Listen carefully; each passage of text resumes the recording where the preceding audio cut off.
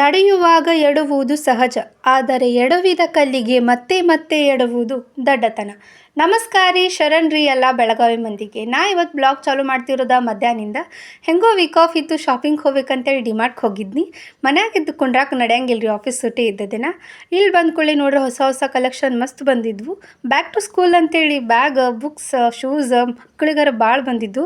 ಇದನ್ನೆಲ್ಲ ನೋಡಿ ನಮಗೆ ಏನೇನು ಬೇಕು ಅದನ್ನೆಲ್ಲ ನಾವು ಶಾಪಿಂಗ್ ಮಾಡಿ ಬಿಲ್ ಮಾಡಿಸ್ಕೋಬೇಕಂತ ಬಂದ್ರೆ ಬಿಲ್ಲಿಂಗ್ದಾಗರ ಜನಸಾಗರನ ತುಂಬಿ ಬಿಟ್ಟೈತಿ. ಇರೋ ಬೇರೋ ಬೆಳಗಾವಿ ಮಂದಿ ಎಲ್ಲ ಡಿಮಾರ್ಟ್ದಾಗ ಐತೆ ಅನಿಸ್ತೈತಿ. ಮಂಡ್ಯದನ ಇಷ್ಟಾರು ಮಂದಿ ಡಿಮಾರ್ಟಿಗೆ ಬರ್ತಾರಪ್ಪ, ಮಂದಿ ತುಂಬಿತ್ತು. ಆಮೇಲೆ ಬಿಲ್ಲಿಂಗ್ ಮಾಡಿಸ್ಬರಕ್ಕೆ ಲೇಟ್ ಆಯ್ತು. ಬಿಲ್ ಅದು ಮಾಡಿಸ್ಕೊಂಡು ಹೊರಗೆ ಬಂದ ಪಾನಿಪುರಿ ಅದು ತಿಂದ ಆಮೇಲೆ ಶಬರಿ ಕಡೆ ಹೋದ್ವಿ. ಶಬರಿದಾಗೂ ಇನ್ನು ಮಂದಿ ಭಾಳ ರಗಡಿತ್ತು. ಅಲ್ಲಿ ಪಾವ್ ಬಜ್ಜಿ ಅದು ಆರ್ಡ್ರ್ ಮಾಡಿ ಪಾವ್ ಬಜ್ಜಿ ಅದು ತಿಂದ ಮಾರ್ಕೆಟ್ ಕಡೆ ಹೊಂಟ್ವಿ ಕಾಯಿಪಲ್ಲೆ ತೊಗೋಬೇಕಂತ ಹೇಳಿ.